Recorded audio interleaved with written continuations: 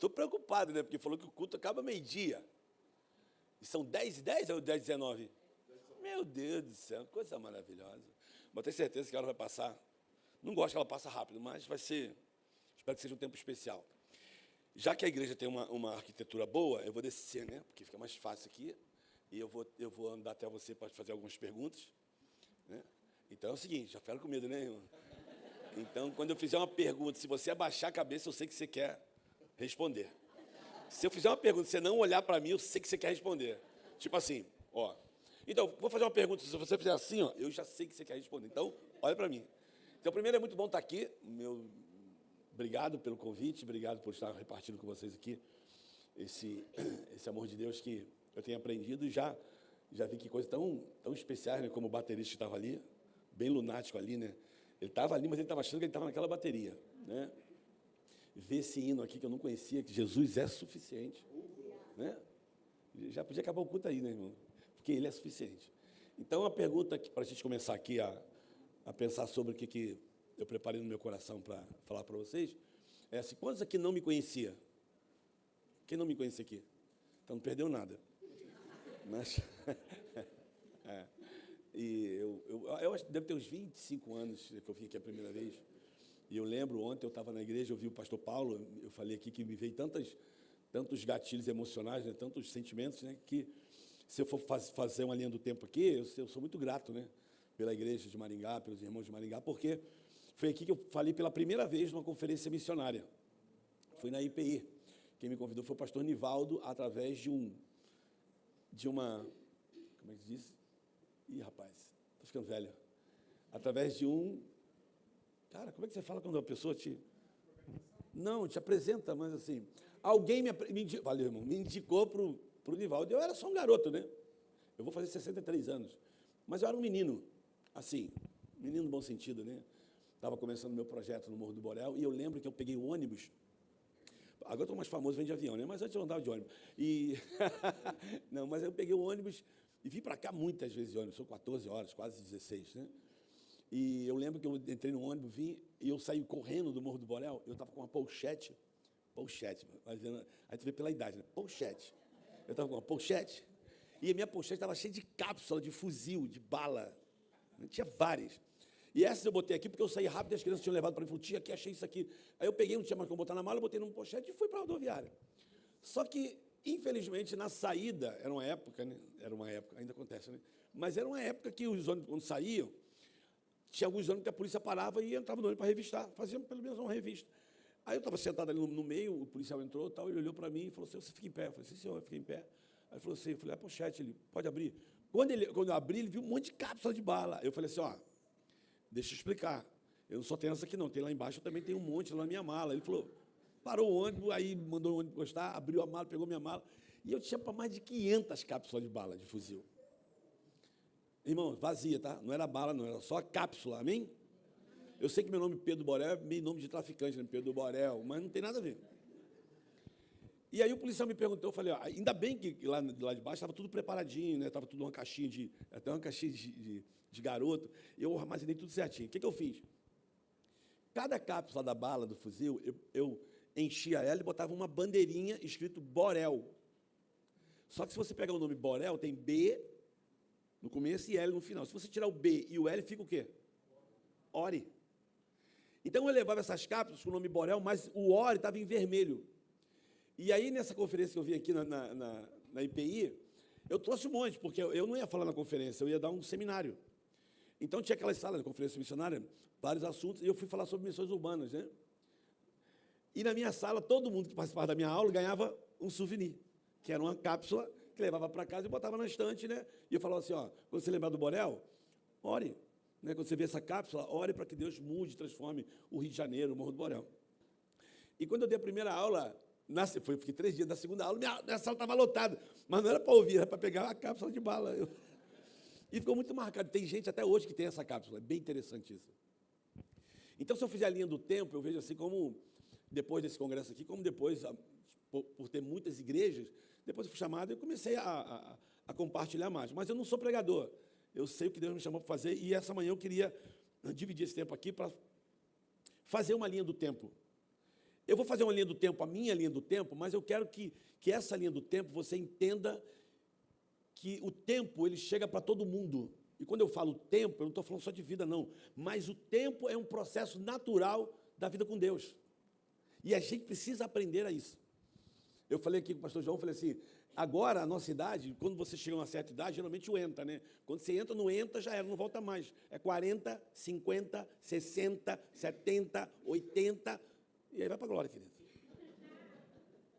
Né? Porque até 31, 32, 33, 34, 35, 36, 37, 38, 39, 40, acabou, irmão. Aí a sua vida agora só entra, é 41. E aí chega uma hora que você só começa, ao invés de você viver contando os dias, você começa a contagem regressiva. Isso também é natural, e você precisa aprender. Eu agradeço muito a Deus que eu tenho uma cabeça bem tranquila para isso. Por quê, querido? Porque eu acredito com todo o meu coração. E comecei a aprender isso aos 22 anos de idade, quando Jesus me encontrou, quando Jesus transformou a minha vida. Né? Foi falado aqui, né? O pastor falou, e eu acho maravilhoso isso, né? Quando ele disse aqui, que aquele povo foi levado para o exílio, né? Eles saíram, né, onde eles estavam exilados, e o exílio foi só 80 anos, irmão. Só isso. Né? Porque quando o povo foi levado como escravo, quando o povo foi levado, o que a Bíblia diz é que perguntaram, e aí, como é que vai ser? E Jeremias tem uma parte que fala muito de um povo que foi levado para o exílio, que eles perguntaram assim, não, a gente está sendo levado para lá, mas quanto tempo vai ser? Tipo assim, aí a palavra é dura.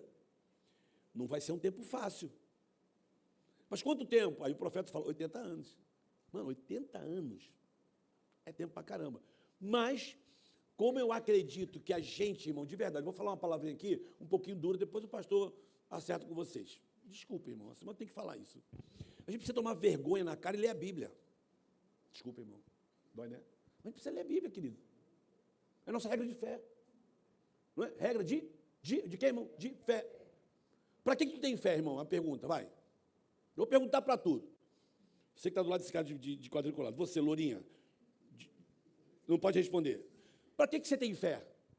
Uma pergunta fácil. Mas que bom que eu perguntei para tu. Por que você tem fé? Que legal que você sorri. Mas por que você tem fé? Não, é uma pergunta simples. Não sabe? Você sabe. Mas por que você tem fé? Ela falou que não quer responder. Mas alguém pode me responder. Por que você tem fé? Ou para que você tem fé?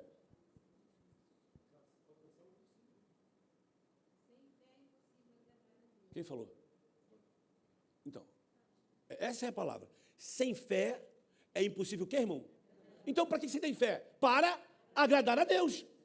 A gente fica usando nossa fé para Deus abrir porta de trabalho, Deus. Às vezes você prospera, você cura. Irmão, a fé é para você agradar a Deus. Por quê? Porque quem se aproxima de Deus precisa o quê? Crer que Ele existe. E como é que vem o crer? Pela fé. E como é que vem a fé? Pelo ouvir, e o ouvir a palavra.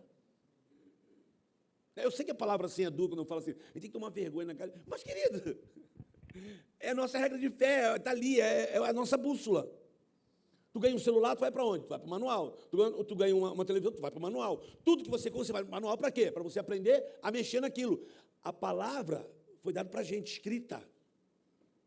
Começa lá em Moisés, vai lá os 10 mandamentos, está tudo escrito, está tudo escrito. E aí, melhora quando chega no Novo Testamento. O que acontece? A palavra se faz carne e habita entre nós. E vimos a sua glória como a glória do unigênito. A palavra. Provérbio diz assim, ó, Provérbios 2, filho meu, se tu aceitares as minhas palavras e no teu coração tu esconderes os meus mandamentos. Se como a prata buscares, e se como tesouro escondido procurares, tu entenderás o temor do Senhor e acharás o conhecimento de Deus. Então, às vezes você fala assim, pastora, por mim, porque eu quero conhecer mais a Deus. Eu quero sabedoria. Lê a palavra, irmão. Só lê, irmão. Só lê. Lê, relê, lê de novo, lê outra vez. Porque o problema é que o crente, ele quer ler a palavra, sabe para quê? Para discutir com os outros. Para dizer que ele sabe mais. Para decorar os versículos, né? Então, deixa eu te dar uma dica. As pessoas ali fora, elas estão cansadas de versículos decorados. Elas querem versículos encarnados. Encarnado, aqui, versículo aqui. O verbo se fez carne. O versículo precisa se tornar carne. É em nós. Em nós. Então, quando você lê a palavra, você não tem que ler a palavra para você ficar competindo com as pessoas que eu sei mais. Não, não. Você precisa ler a palavra, irmão. Porque esse teu corpinho aí tem um espírito que habita dentro de você. E esse espírito, ele não se alimenta de churrasco, de lasanha, de açaí, de mocotó, de rosbife, de filé mignon, não se alimenta de feijoada. Esse espírito que habita em você só se alimenta de uma coisa, a palavra de Deus. Não é isso que diz lá em João 15, diz assim, vós já estáis limpo pela palavra que vos tenho pregado. Aí a gente fala assim, irmãos, vamos orar, irmãos, vamos reunir aqui, vamos lá, flechas, turma, eu vou pegar aqui um gancho aqui, né? Reunião de homem toda terça-feira, não é isso? Terça-feira, reunião de homem, flechas, um montão de coisas, um montão de programação a gente tem. Aí a gente vai lá para buscar o quê? Santidade. Senhor, eu quero ser santo, Senhor, buscando a santidade. Querida, a Bíblia diz assim, a Bíblia fala assim, Pai, santifica-os na palavra, a tua palavra é a verdade. Santificação vem pela palavra. E, irmãos, eu podia pegar um monte de versículo solto, mas eu, particularmente, não gosto muito de versículo solto, porque existe um contexto, existe uma ligação em cada versículo. Por isso que a gente, às vezes, fica viciado, né? Aqui, ó. Dá para fazer aqui, porque a igreja tem... Senhor, eu te peço, Deus, fala comigo, Senhor. Aqui, o dedinho, fala comigo, Senhor. Não, Deus, eu estou falando sério, fala comigo, assim, sério, de verdade. A gente começa a pegar a Bíblia e fazer da Bíblia uma roleta russa. A gente só quer aquilo que agrada a gente, né? Aquilo que faz bem para o coração. E a verdade, existe contexto. Você quer ver uma coisa? Estou vendo no meu coração aqui agora. Tu pode projetar um texto aí, Samuel? Não. Pode? Irmão, Samuel não, é Eric. Desculpa, Eric. Irmão, ó, eu não estou inventando nada, tá? Está ali na Bíblia. Ó, bota aí, Romanos. Romanos 7, 24. Irmão, está escrito. Eu não estou inventando nada. Olha ali, ó.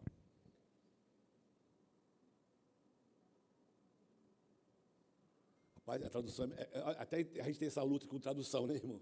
É totalmente diferente da minha. Mas olha só. O Paulo está falando no Romanos 7 aqui. Ali, ó. Miserável homem, eu vou ler na minha tradução daqui, eu já estou acostumado a ler. Miserável homem quem sou, quem me livrará do corpo desta morte? Aí está totalmente diferente, né? Dominado pelo pecado, né? Esse corpo mortal, né? Quem me livrará do corpo desta morte? Aí olha o que ele diz no versículo 25. Vai. Mas eu dou graças a Deus por Jesus Cristo, nosso Senhor, que com a mente, de fato, eu sigo a lei de Deus, mas por causa da minha natureza humana, do corpo do pecado, ao pecado. Então, olha só, irmão, isso é um livro que todo mundo tinha que ler, reler, ler de novo, ler outra vez, ler novamente, ler. Romanos. Já está provado, os caras que são bons falam que para você começar a compreender um livro da Bíblia, você tem que ler ele pelo menos 5 vezes, para você começar a entender ele. E não ficar só buscando um versículozinho, mas tem um contexto. Então, esse texto aqui, Romanos 7, o Paulo começa no versículo 14 assim, o bem que eu quero fazer eu não faço, mas o mal que eu não quero, esse faço. Se faço o que não quero, já não sei o que faço, mas o pecado que habita em mim. Porque segundo o homem interior, tenho prazer na lei de Deus, mas vejo nos meus membros uma lei que batalha contra a lei do meu entendimento. Miserável homem que sou, quem me livrará do corpo desta morte? Para quem que Paulo está escrevendo isso? Para os romanos. Então, quando Paulo fala essa frase, miserável homem que sou, quem me livrará do corpo dessa morte, ele está trazendo um entendimento para os romanos que entendem o que ele está falando. E o que ele está falando? Os romanos, eles tinham uma cultura de tortura com os inimigos, e uma delas era essa aí. O quê? O romano pegava o cara que estava preso para torturar, e sabe o que ele fazia? Prendia esse cara a um defunto. Ou seja, esse cara ficava preso, ligado a um defunto, algemado a um defunto. Então, o defunto ia apodrecendo, o cara também ia sentindo aquele cheiro, o cara ia vivendo tudo aquilo que o defunto está ali. Então, deveria ser uma coisa horrível, tu está preso do lado de um defunto, irmão. Um dia, 2 dias, 1 mês, o corpo vai definhando e você está ali do lado do cara. O Paulo está trazendo para ele assim, eu tenho uma natureza humana, adâmica. Todo mundo aqui tem. Amém? Todo mundo aqui tem. O que essa natureza adâmica é? Ela é morta. Por quê? Por Jesus. Então aí dentro de você existe um velho homem, irmão, Que ele está morto, mas ele está todo dia assim, eu quero pecar. Por quê? Porque Cristo levou sobre si as nossas dores. O pecado, né, que estava sobre mim, Jesus levou. O castigo que me traz a paz, ele levou. Então, ele levou sobre si as dores. Então, ele me libertou. Ou seja, os meus olhos se abriram e agora eu sei quem eu sou. Porém, eu ainda estou ainda nessa natureza adâmica. A menos que só eu aqui que viva isso, né, irmão? Porque, irmão, todo dia esse corpinho, ele grita assim, eu quero pecar. Só que nós crentes somos tão religiosos e tão assim, que a gente sempre acha que pecado só está ligado à pornografia e imoralidade. E não é, querido. Inveja é pecado. Mentira é pecado. Falta de perdão é pecado. Querido, a gente precisa rever isso, né? É só você lá olhar quais são as obras da carne. E qual é o fruto do Espírito. É só você fazer, é só ler. Amém? Então, Paulo, quando está dizendo isso, ele está dizendo assim, eu sei que aqui, se eu não vigiar o tempo todo, eu vou cometer besteira. E o que a Bíblia pede para você fazer todo dia? A única coisa que a Bíblia pede para você fazer todo dia, sem parar, o que é? Orar. Orai sem cessar. E foi o que Jesus ensinou, orai, para não entrar em tentação. Orai. É o tempo todo. Andai em espírito e não cumprirei a concupiscência da carne. O Paulo diz, justificados pela fé, temos paz com Deus. Agora, olha que coisa linda, irmão, olha que coisa linda. O Paulo fala no capítulo 7, mas eu dou graças a Deus por Jesus Cristo, que me libertou, assim eu sigo agora com o meu entendimento, a lei de Deus, mas eu vejo aqui, no corpo aqui, uma lei que batalha contra a lei do meu entendimento. Aí, olha, irmão, é lindo. Olha o que ele diz agora em Romanos 8, versículo 10 e 11. Mano, é só ler, irmão. Vai lá, bota aí. Romanos, uma vez... Rapaz, a tradução é diferente demais, mas deixa aí, vamos tentar. Uma vez que Cristo habita em vocês, embora o corpo morra por causa do pecado, o Espírito lhe dá vida porque vocês foram declarados justos diante de Deus. Vai. E se o Espírito de Deus, que ressuscitou Jesus dos mortos, habita em vocês, o Deus que ressuscitou Cristo Jesus dos mortos dará vida ao seu corpo mortal por meio desse mesmo Espírito que habita em vocês. Mano, é lindo. Então, apesar desse corpo aqui estar gritando todo dia, existe um Espírito Santo que habita em mim e que tem ciúme de mim e que me leva a ter consciência para me arrepender dos meus erros. Tu entende isso, irmão? Então, agora vamos voltar aqui para aquilo que a gente ouviu aqui, que o pastor já falou. Tu lembra o salmo que ele falou aqui? Alguém lembra? Salmo 126. Quando o Senhor restaurou a minha sorte, eu fiquei como quem sonha. A minha boca se encheu de riso, a minha língua de cântico. Então se dizia lá em Maringá, grandes coisas fez o Senhor por mim, e por isso estou alegre. Faz-me regressar como as torrentes do Neguebe, aquele que leva a preciosa semente chorando e andando, certamente voltará trazendo consigo seus feitos. Esse povo estava saindo desse sofrimento. Agora, eu acabei de ler aqui Provérbios 2, que diz assim, se como prata buscares, eu vou fazer uma pergunta. Como é que você busca prata? Como é teu nome, irmão? Saulo. Saulo, como é que você busca prata? Trabalhando. Então o profeta diz assim, Saulo, se como a prata você busca, então vou perguntar ao Saulo, tu trabalha, né? Você acorda que hora para ir trabalhar? Hoje a moda é não trabalhar em casa, né? Como é que é? Home office, mas sai 7 horas para trabalhar. Chega do trabalho? Não, chega lá que hora, mais ou menos? 8 horas. Sai de lá que horas? 7 da noite? Então, olha, vamos lá, irmão. Ele chega a 8.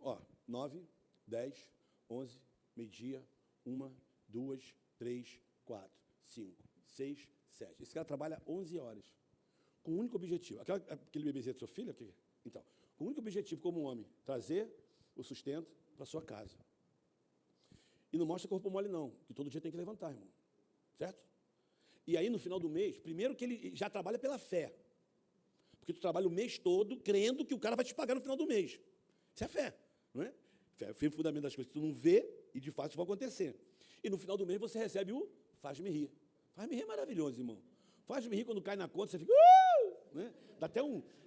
Então, a Bíblia está dizendo assim, Saulo, se como a prata que você busca, se como tesouro... Então, para ele ganhar a prata, ele tem que se empenhar, irmão. São 11 horas. Se como tesouro você procurar, como é que acha tesouro? Sabe como é que acha tesouro, irmão? Se você não sabe, vou te indicar um filme, Conde de Monte Cristo. Se nunca viu, veja esse filme. O Conde de Monte Cristo é um padre preso com outro cara que foi preso injustamente, mas o padre ensina a ele tantas coisas dentro daquela cela, mas o segredo e o tesouro que o padre deixa para ele é um mapa de um tesouro, que ele tinha que decifrar. É fácil achar tesouro, irmão? Não é. Você tem que ir atrás das dicas. Então, vamos lá. Se como a prata buscares, se como tesouro escondido procurares, o que, irmão? A palavra. Então, filho meu, se aceitares as minhas palavras, no teu coração tu esconderes, se como a prata você busca, se como tesouro você procura achar, você vai entender o temor do Senhor e você vai me achar. Aonde, irmão? Na palavra. Agora é fácil? Não, porque isso aqui, irmão, isso aqui é um tesouro.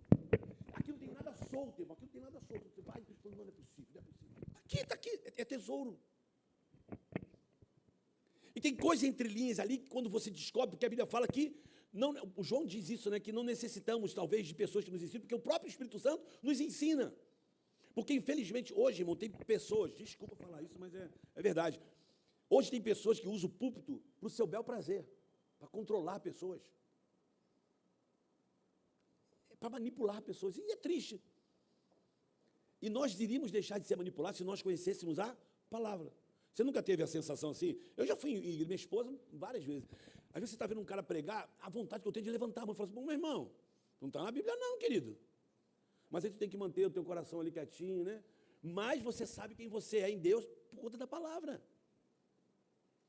A palavra discerne todas as coisas. Então, eu estou dando essa primeira parte aqui de palavra. A gente precisa entender, porque eu estava falando sobre idade, né, sobre tempo. Existe um processo, tempo. Eu não tenho nada, irmão, de verdade. Eu sei que a garotada vai ficar um pouquinho chateada comigo aqui. Eu não tenho nada contra a IA. Não tenho nada contra a IA. Né? Todo mundo usa IA hoje. É IA ou IA? IA. É IA. Está lá. No meu mundo de Bob, eu vejo logo IA dentro de alguém. Ó, pega o IA. Pega IA. Esse, irmão, esse é meu mundo de Bob, que eu... Só para dar um... Ó, IA. Se você botar um D na frente, fica dia. Se você botar um B e o O, fica... É. Mas, irmãos, eu não fico pensando nessas coisas, não, mas às vezes viver esses insights e falar... Por exemplo, eu não nasci para estar sozinho. Eu nasci para estar sozinho? Não. No propósito de Deus, eu nasci para estar em Deus. Então, eu só pega aí, ó, eu. Se você botar um D na frente e um S no final, fica... Deus. E eu estou aonde? No meio, aqui, ó. Eu nasci para estar em Deus. Mas aí vem Satanás com essa interrogação dele. Está em Deus? Ah, você em Deus? Não. Você é meu. Aí ele já traz consigo o quê? A interrogação. Você ia, Saulo, andar com Deus. Ia. E ia, está bem dentro de Satanás mesmo, né, irmão? Esse ia. Porque o que nos separa de Deus é o quê, irmão? É o pecado. Aí o pecado vem e faz o quê?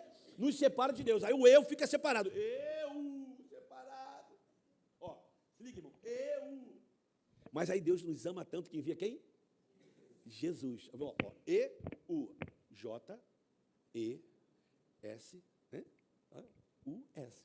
Jesus veio nos ligar novamente com Ele. E aí muda tudo, irmão. Quando eu falo, não tem nada contra a IA, mas parece que as pessoas começam a ficar meio preguiçosas, querido. As pessoas não querem mais pensar. As pessoas não querem mais escrever. E tem gente que fala orgulhoso assim, poxa, a IA fez um texto para mim lindo. A IA respondeu o meu e-mail, nem precisei. Como assim, irmão? Se tem uma coisa maravilhosa na vida e que o Evangelho me traz, sabe o que é? Pensar. Ele nos faz pensar. E pensar é onde está o segredo de se viver uma vida de maneira constante. Então, agora eu vou falar do que eu comecei a falar da idade. Eu vou fazer 63 anos. Então, pensa comigo, irmão. Lembra que eu falei do povo que foi levado para o exílio? Quantos anos?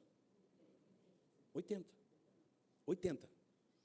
Quem foi o cara que mais viveu na terra? O nome dele é estranho, é Matusalém. Viveu 969 anos. Mas aí Deus veio e fez uma aliança com o povo e falou assim, ó, a partir de Noé, o homem vai viver 200 anos. Aí, mais um pouquinho na frente, Deus falou assim, agora, a partir de agora, o Salmo diz que Deus deu ao homem 70 a 75 anos para viver. Então, vamos lá, irmão, 75 anos. Eu estou falando de tesouro agora, tá? De você caçar e falar, sem ligar as coisas. Então, se eu tenho 75 anos, a ciência diz agora que você pode viver, dependendo de como você se cuida, você pode viver até 90. Tem alguém aqui que tem mais de 80 anos? Olha lá. Quantos anos a senhora tem? Viu? Ó, eu perguntei no microfone, quantos anos a senhora tem? Ela olhou para mim, ele falou, entendeu? Então a audição já vai, mano. E dá, é tempo. Quantos anos a senhora tem? 80, eu vou falar uma coisa para a senhora. 84 anos é uma idade que eu falei, Senhor, me leva com 84 anos. Eu já pedi a Deus. De verdade, irmão, já pedi. Que 84 anos é uma idade maravilhosa. Assim, maravilhosa no sentido de que, irmão, você ainda está legal, está durinho, não depende de ninguém, você está andando. Pô, Maria, a pior coisa que existe, irmão, é você vai ficando dependendo de todo mundo. E é constrangedor para a pessoa, porque ninguém nasceu assim para ficar, dar banho. Querido, viver de maneira, né, digna. Então, vamos lá, 80 anos, irmão. Né? É o que a gente vai viver. Então, eu comecei a pensar assim, peraí, 80 anos de exílio. Aí eu pensei na vida que Deus nos dá aqui na terra, que é mais ou menos isso, 80 anos. Aí eu pensei no Evangelho. O que o Evangelho diz? Jesus falou assim, no mundo você vai ter aflições, mas tem bom ânimo. Eu venci o mundo. Você quer me seguir? Esse é o chamado de Jesus. Quando eu começo a ouvir Evangelho, irmão, que é tudo bênção, que tudo é maravilhoso, que não tem problema, que não tem doença, meu irmão, eu creio no Evangelho que cura, eu creio no Evangelho que liberta, eu creio. Mas, meu irmão, tem dificuldade, vai ter. No mundo você vai ter aflição. A impressão que dá para alguns evangelhos aqui, eu fico pensando, nenhum dos discípulos de Jesus, teria hoje oportunidade para pregar a igreja, irmão. Porque a pregação dos caras é tudo o contrário que às vezes a gente ouve hoje. Mas agora, imagina comigo, vocês são 80 anos, o que eu penso, irmão, isso não é teologia não, tá? Irmão, em nome de Jesus, você está filmando. Não, pode continuar filmando, não tem problema não. Mas o que eu vou falar aqui agora, não sei onde vai essa filmagem. Aí tem gente que só corta isso, aí a pessoa vê e fala assim, olha a teologia do cara. Não tem nada de teologia, irmão. Nem nada de conspiração, mas eu penso assim, Pedro, isso é particular, Pedro. Quando eu penso nos 80 anos lá, dos caras que estavam no cativeiro, eu fico pensando assim, cara, nessa terra aqui, quando nós aceitamos Jesus, de fato a gente entra num cativeiro, irmão. Porque a gente começa a andar tudo ao contrário que o mundo proporciona, porque a Bíblia fala, o mundo jaz do maligno. Jesus falou assim, eu não te peço que tires do mundo, mas que livres do mal. Então significa que no meio desse cativeiro aqui, irmão, de tanta coisa ruim, nós ainda somos chamados para ser sal e luz do mundo. Agora, olha a palavra que os caras do cativeiro receberam de Deus, através do profeta Jeremias. A palavra diz assim, assim diz o Senhor, a partir do versículo 5. Vocês, no cativeiro, tá? Deus fala para os caras, vão ser 80 anos no cativeiro, vocês vão construir casas e vão morar nelas. Vocês vão plantar e vocês vão comer do fruto. Vocês vão casar e vocês vão ter filhos. Vocês vão criar seus filhos e vão casar seus filhos e filhas. Os seus filhos e filhas vão casar e eles terão filhos. Está dizendo que você vai ser o quê? Vô. Depois ele diz assim, e eu vou levar vocês para um lugar e eu quero que vocês orem por esse lugar. Pela paz desse lugar, porque na paz desse lugar vocês vão ter paz.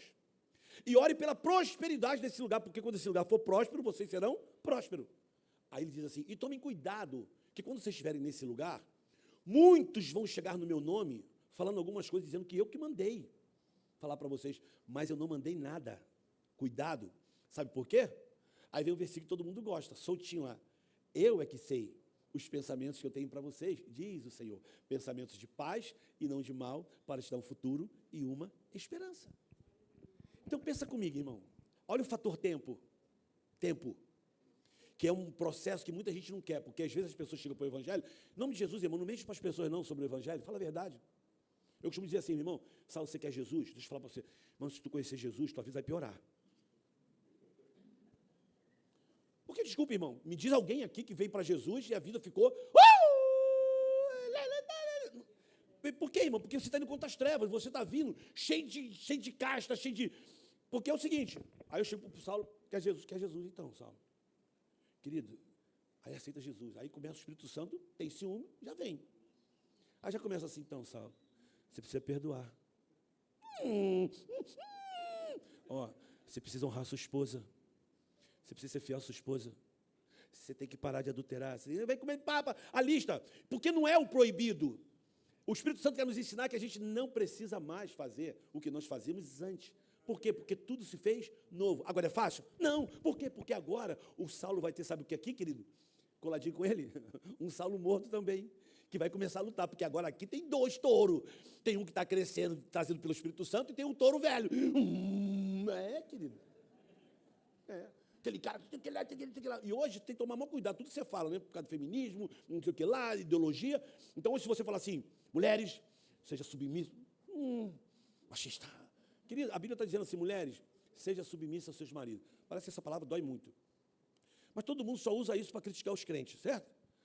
Mas eles não dizem assim, marido, amai as vossas mulheres como Cristo amou a igreja. Só isso. E se entregou por ela, só isso. Entendeu, irmão? Só isso. Então, o evangelho não é aquele que proíbe, é aquele que diz, você não precisa mais. Você não precisa mais. Você não precisa mais. Até 22 anos, eu fumava 10 cigarros de maconha por dia. 75% do meu salário ficava nos morros do Rio de Janeiro. Eu trabalhava na Bolsa de Valores do Rio de Janeiro, fazia contabilidade. Eu tinha um salário, para a minha idade, bom. Mas 70% eu deixava nos morros do Rio de Janeiro. Aí, tu tem uma experiência com Jesus, você começa a aprender. Né? Aí tu chega com os amigos e fala assim, tá na igreja agora? Está dando dízimo para o pastor. Aí tu fica aquela... Né? Mas vamos pensar nisso. Irmão. Primeiro que eu não dou dízimo, não. Eu não dou dízimo. Eu acho que a igreja deve saber disso. Dízimo tu não dá, irmão. O que a Bíblia fala é entrega aquilo que não é teu. Então, entregar o que não é teu, tranquilo. Não é? É mais fácil você dar o que não é teu, né? Aí tu... Né? Aquela pessoa que chega na tua casa lá fala assim... Aquela pessoa, moça, você não tem uma roupa aí? Eu estou precisando de uma roupa. Aí você, não tem não. Aí tu lembra que a tua amiga deixou um casaco lá, uma calça. Fala, não, tem sim. Aí você dá o casaco e a roupa que a tua amiga deixou na tua casa. Então, dar o que não é teu, é mole, irmão. Agora, dar o que é teu, você tem que pensar. Então, eu devolvo. E a coisa mais maravilhosa é que eu devolvo 10% e Deus me permite ficar com 90%. Antes eu dava 75% para o tráfico. Ficava com 25%. E que vida que eu tinha. Mas um dia os meus olhos se abriram. E aí eu tive o privilégio de frequentar uma igreja que tinha escola bíblica dominical. Onde eu encontrei uma mulher chamada Brasilide, uma professora da escola dominical. Nunca vi essa professora...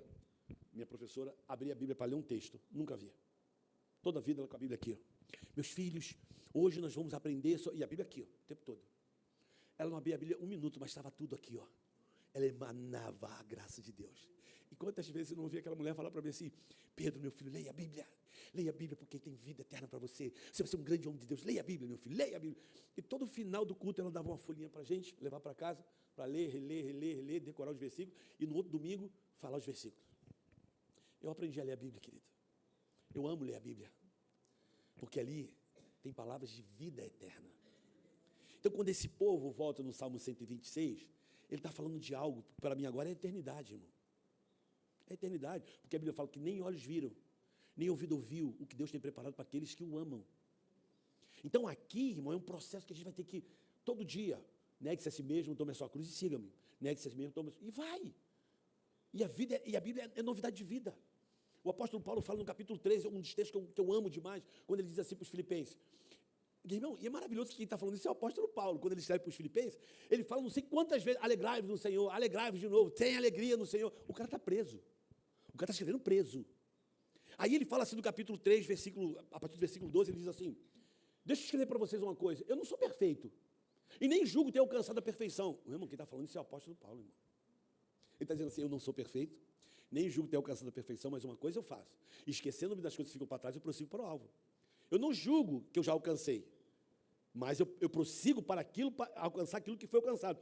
Aí todo mundo fala que o Paulo queria alcançar o perdido. Não, irmão. O Paulo está dizendo que ele prossegue para alcançar aquilo para que ele foi alcançado. Eu pergunto, Saulo, tu foi alcançado por Jesus para quê? Pensa, em nome de Jesus. É só tu pensar em 3,16. Porque Deus... perece, mas tem a vida eterna. Aleluia. Tu foi alcançado para a vida eterna. Amém, irmão? Você foi alcançado para a eternidade, para a salvação. Por isso que Hebreus diz assim, tendo ousadia para entrar no Santo dos Santos, pelo vivo e novo caminho que Ele nos consagrou, pelo véu, pela sua carne, cheguemos com inteira certeza de fé, com a consciência, com a mente tranquila. Aí olha o que o Paulo vai falar, não sou perfeito, e nem julgo ter alcançado a perfeição, mas eu prossigo para alcançar aquilo para que foi alcançado o quê? A eternidade. E eu não julgo ter alcançado ainda, mas eu vou para lá, eu estou andando para lá. Aí ele fala assim, e eu já escrevi para vocês chorando, e vou escrever novamente. Muitos que estão no meio de vocês, eles dizem que são crentes, mas eles não são crentes. O Deus deles é o ventre. Eles só pensam nas coisas terrenas, mas a nossa pátria está nos céus. De onde aguardamos? O Salvador, que transformará o quê, irmão? Esse corpo morto para ser conforme o seu corpo glorioso. Tu entendeu, irmão? Pensa nisso. Então, nós vivemos aqui num cativeiro, isso é particular, tá? Eu creio que eu vivo aqui, desde 22 anos, eu estou aqui de fé em fé, de glória em glória, buscando a estatura perfeita. Não sou perfeito, mas eu estou indo para lá, eu sei para onde eu estou indo, estou caminhando, irmão. Eu tenho 60 dias que eu vou ter um marca-passo. Está aqui.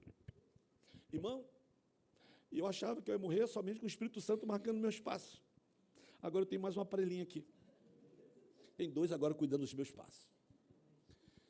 E o que é mais interessante? Segundo a medicina, eu só tenho mais 12 anos de vida. Mas se eu for lá no hospital trocar bateria, eu tenho mais 12. Olha o que a medicina te proporciona, querido. Você entende? E assim, não é que eu estou rindo da morte, não é que eu estou rindo dos... Mas vai acontecer coisa na nossa caminhada, irmão. Eu moro no Rio de Janeiro, lugar que todo mundo quer passar férias. Mas eu passo meu ano novo e Natal no interior de São Paulo, no litoral de São Paulo. Irmão, alguém do interior de São Paulo aqui? Hã? Tu é de São Paulo? Mas já foi, mas que morou lá? Que é de São... Tem algum paulista aqui, não? Ah, mas eu vou falar, irmão, em nome de Jesus. Como é teu nome? Então, só... Lucas. Luiz. Então, só você vai entender. Litoral de São Paulo, ali Santos, São Vicente. Aí tem uma praia ali chamada Peruíbe. Irmão, hã? Minha irmã tem casa lá. Desculpa, irmão. Praia feia. Desculpa.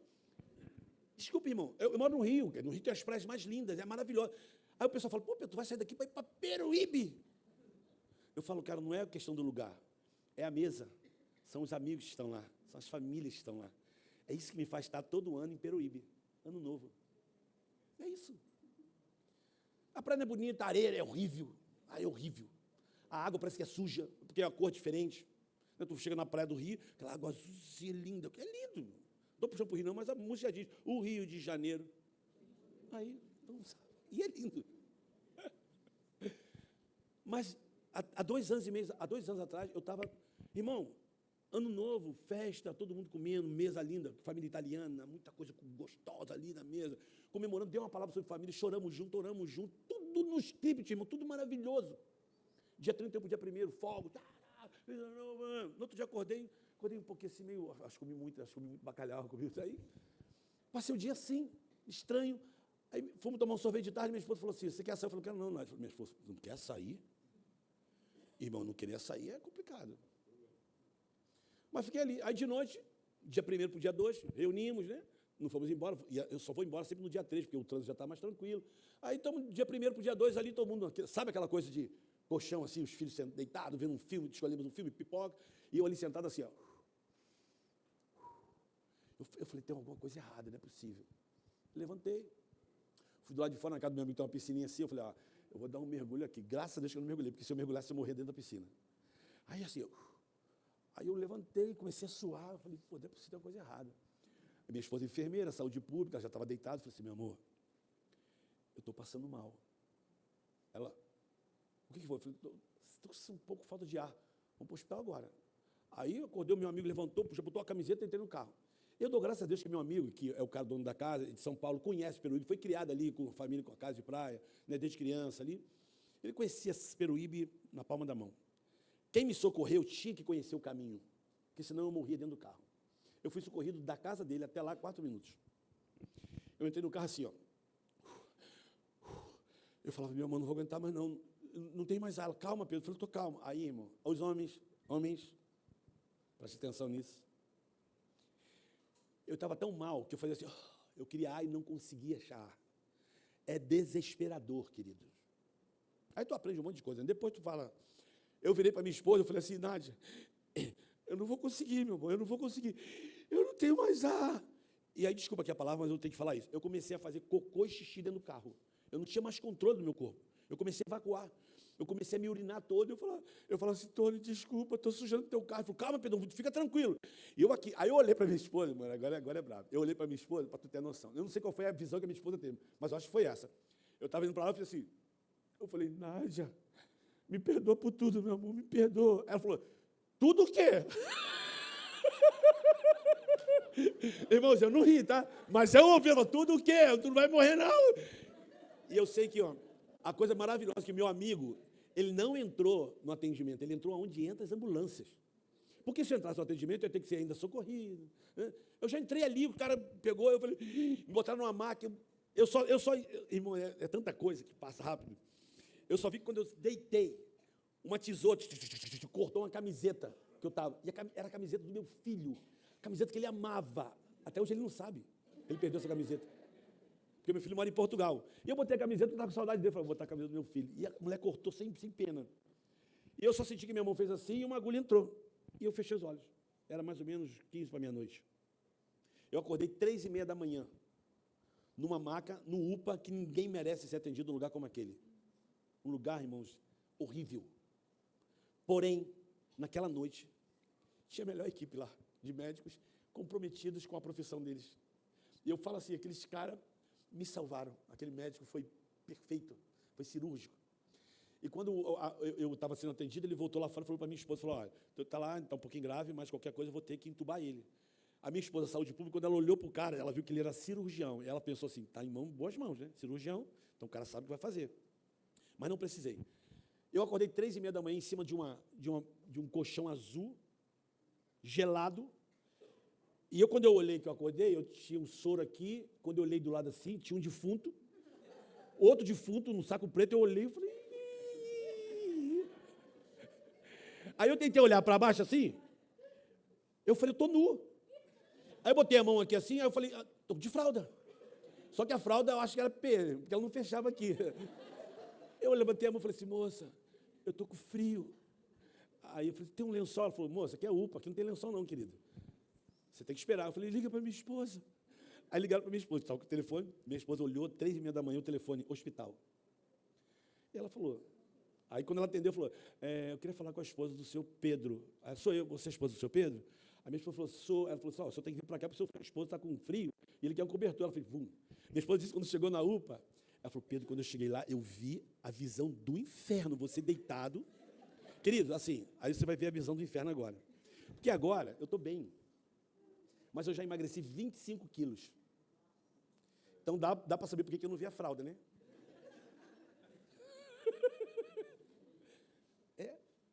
Eu estava completamente inflamado, inchado. E aí, eu fui transferido para um outro hospital maior no outro dia. Agora, presta atenção, irmão. Eu estou falando de viver aqui, a vida aqui, com tudo que a gente vai viver. Eu tive que fazer uma radiografia, uma tomografia, alguma coisa lá, que tinha que ter um contraste. E eu lembro que foi 1h da manhã, eu saí da UTI, o pessoal veio me pegar, me levou, eu sentei na cadeira. Aí fui. Quando eu cheguei lá, o seu João, estava lá, o senhor da rádio, né? Aí eu comecei a chorar. E ele achou que eu estava com medo do exame. Aí ele falou assim, seu Pedro, fica tranquilo, o exame é tranquilo, a gente vai botar um contraste, mas vai ser rápido. Eu falei seu João, eu não estou chorando por causa do exame, não, é outra coisa. Eu estava chorando porque ele passou um filme na minha cabeça. E o que eu ouvi de Deus foi o seguinte, você diz para todo mundo que você é minha casa. Você diz para todo mundo que as pessoas são casa de Deus, né? Nós somos casa do Espírito Santo, né? E o que eu ouvi foi, mas você não tem cuidado dessa casa. Aí acabou, né, irmão? Acabou. Ali eu entendi. Eu estou chamando para mim a responsabilidade. Nós vivemos aqui, a gente precisa contar os dias aqui, queridos. E há quase 60 dias atrás, depois de todo o tratamento que eu fiz, acompanhando o cardiologista, perdi quilo pra caramba, estava bem, pressão ótima, maravilhosa. Estava andando agora, irmão, estava andando na minha casa, andando no meu cachorro. Eu andei, fiz... Senti um cansaço, mas não tive tonteira, não tive vontade de vomitar, não, só um cansaço. Tentei verificar minha pressão, não consegui, dormi, não podia ter dormido, mas dormi na ignorância. Acordei no outro dia, cansaço ainda. Resumindo, meu coração estava batendo 15 batimentos por minuto. Fui parar no hospital, a mulher falou assim, você está bem? Eu falei, estou. Mas, querido, seu batimento está 15 batidos por minuto. Quem chega aqui, a gente já está ressuscitando com esse batimento. Aí deitei lá, depois vi, querido, você vai ficar aí. Eu falei, mas por quê? Não, você tem que ficar aqui, você está com uma bradicardia. Eu fiquei 5 dias numa cama sem fazer nada. Nem levantar para o banheiro podia. Tudo na cama, porque eu não podia me movimentar. Aí descobri, eu vou chegar no melhor aqui agora. Aí quando o médico falou para mim, ó, vamos ter que colocar um marca-passo. Eu chorei muito, porque falei, com um corpo estranho no meu corpo. Eu não estava aceitando aquilo. Aí comecei a ligar para alguns amigos médicos, falou, Pedro, fica tranquilo, vida que segue, a tecnologia está aí para isso, a medicina está aí para isso, né? Que bom que você vai poder botar um marca-passo, você vai viver mais, é normal. Eu tinha medo, agora eu vou poder fazer isso. Tem coisas que eu não posso fazer mais, não posso jogar mais futebol, nada de contato, né? Tem que tomar muito cuidado em raio-x de aeroporto, não posso levar choque, umas coisas que você só vigiar, ok? E aí, irmão, eu estava um dia deitado e eu ouvi assim, Salmo 41. Irmãos, eu ouvi Salmo 41. Eu abri lá no Salmo 41. Abre aí, Érica. A palavra, irmão, é viva e eficaz. É mais cortante do que qualquer espada dos de juntas e medulas, é apta para discernir qualquer pensamento e intenção do coração do homem. Olha lá. Como é feliz aquele que se importa com o pobre.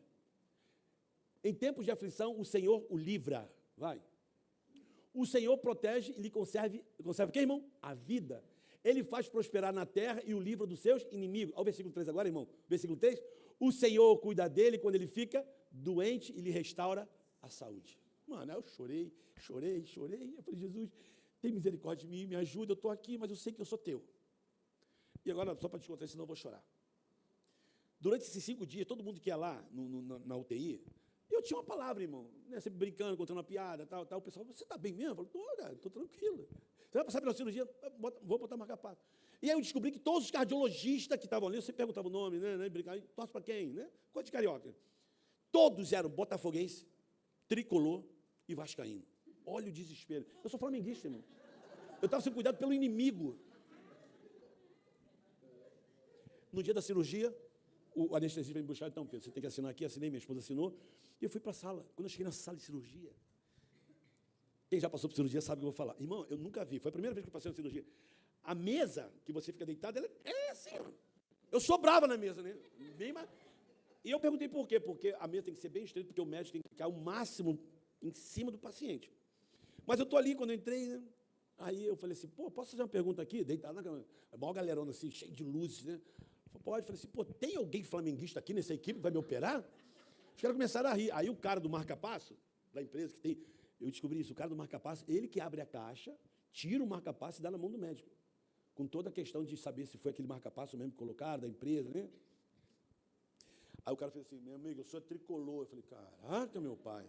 Aí o cara da equipe falou assim, ó, fica tranquilo que aqui quem vai te operar é só flamenguista. Eu falei, oh, aleluia, aleluia. Aí ele falou assim, o médico vai te operar que está chegando aí, o cara é flamenguista doente. Eu falei, oh, glória a Deus. Aí quando o médico chegou, oi, tudo bem, meu nome é tal, vou te operar. Eu falei, amém, já estou sabendo. Eu falei, doutor, a minha vida toda, meu coração está na mão de Jesus. E hoje vai estar na tua mão. Quando você começar a mexer nele, eu só que te peço uma coisa, tu vai achar uma pessoa lá, que é Jesus Cristo. Mas, tem como tu ver se o escudo do Flamengo está lá também? Aí ele começou a rir. Aí eu falei assim, posso cantar uma música? Ele pode. Eu comecei a cantar uma música, o hino do Flamengo fala assim, vestiu o manto ao nascer, me acostumei a vencer, minha maior herança é esse amor. Aí o médico, tagu no peito e na raça. Tô em casa, irmão. Aí, irmão, agora vem a parte crucial. O anestesista aqui, não sei se você sabia disso, quem é da área de medicina vai saber. O anestesista é o cara que fica com você do começo ao fim da cirurgia. Ele não sai do teu lado. Oh, irmão, isso é maravilhoso. A medicina fala isso hoje. Mas teve um que falou isso há 2000 anos atrás. Eu falei para o médico, para o doutor, eu falei, doutor, eu vou fechar os meus olhos porque eu não quero ter a sensação que... Eu já vi a minha esposa saindo de uma anestesia, é horrível você ver uma pessoa saindo da anestesia. Ela sai assim, ela sai drogada, é horrível. E eu vi o meu filho que foi operar o joelho tomando anestesia. O cara da anestesia, eu falei, vai dar tudo certo, filho. Deus está contigo, meu filho. E fecha o olho. Aí eu falei, eu não quero ter essa sensação. deixa eu fechar meus olhos, depois você aplica. Ele falou, tudo bem, Pedro, fecha os olhos. Eu fiz assim, irmão, ó. E abri. Quando eu abri, ele estava aqui do meu lado. Eu falei, ué, ele falou assim, Pedro, tudo certo, foi um sucesso a cirurgia. 2h30. Eu fechei os olhos e abri.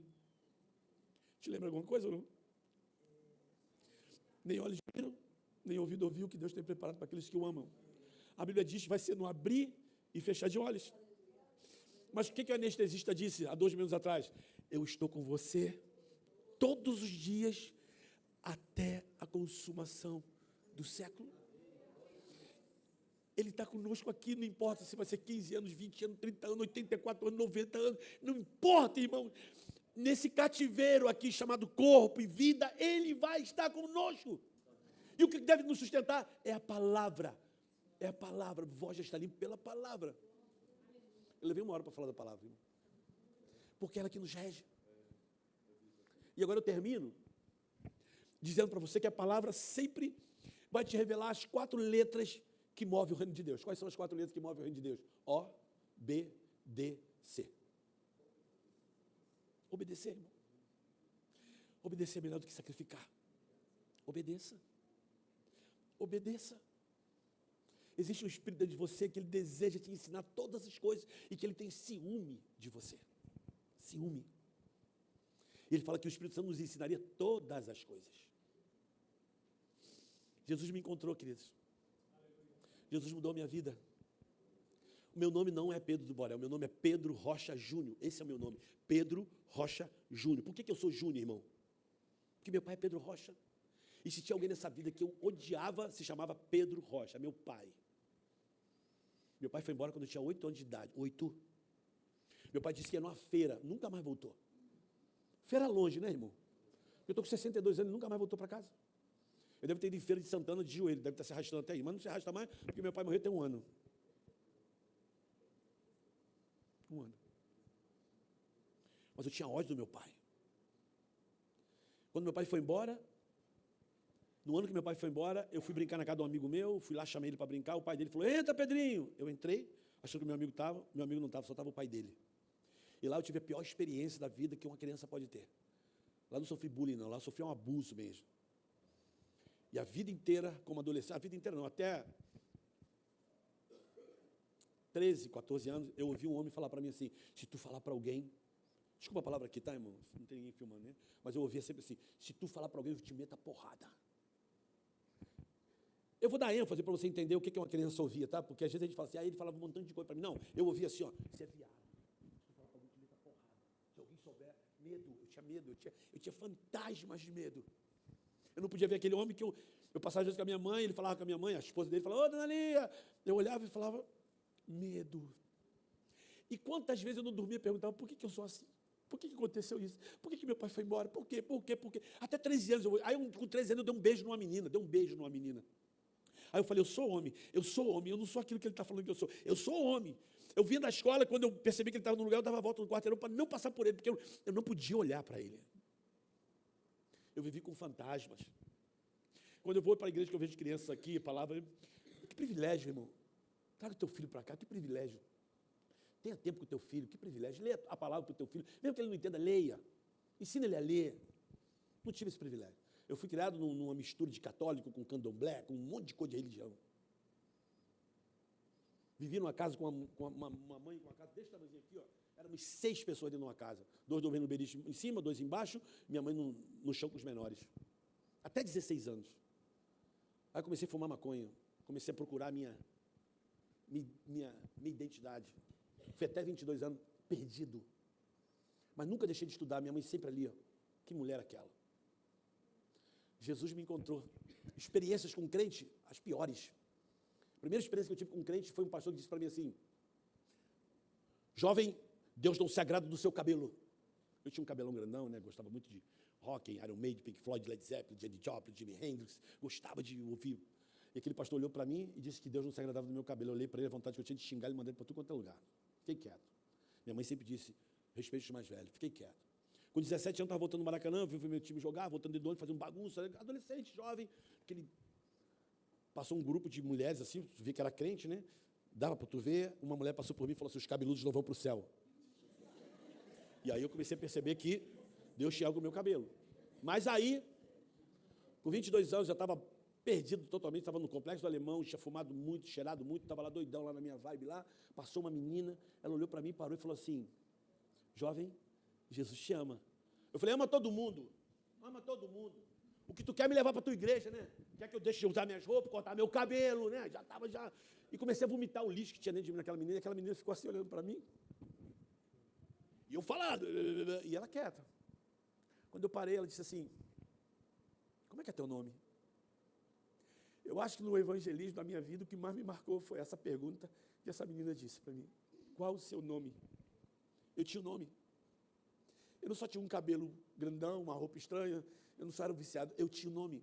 E hoje, eu tenho como marca, eu e minha esposa, e eu aprendi isso com a minha esposa, que como cristão eu preciso aprender isso. Eu vou olhar para essa menina, como é que é seu nome? Débora. Aqui, eu vou olhar para ela, ó.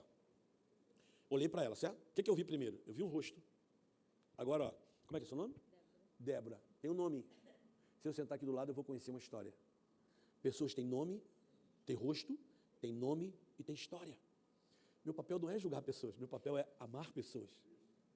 Então, talvez eu me tornei isso que eu sou hoje, porque eu sou fruto desse amor. Alguém perguntou meu nome, alguém me ouviu, e quando eu falei meu nome, ela disse assim, Pedro, você não tem noção do que Jesus tem na sua vida. E foi embora. E hoje eu tenho certeza que ela foi embora, mas deixou a pessoa mais maravilhosa comigo ali. Jesus. E isso começou a me enrolar, eu falei, vou embora, fui para minha casa.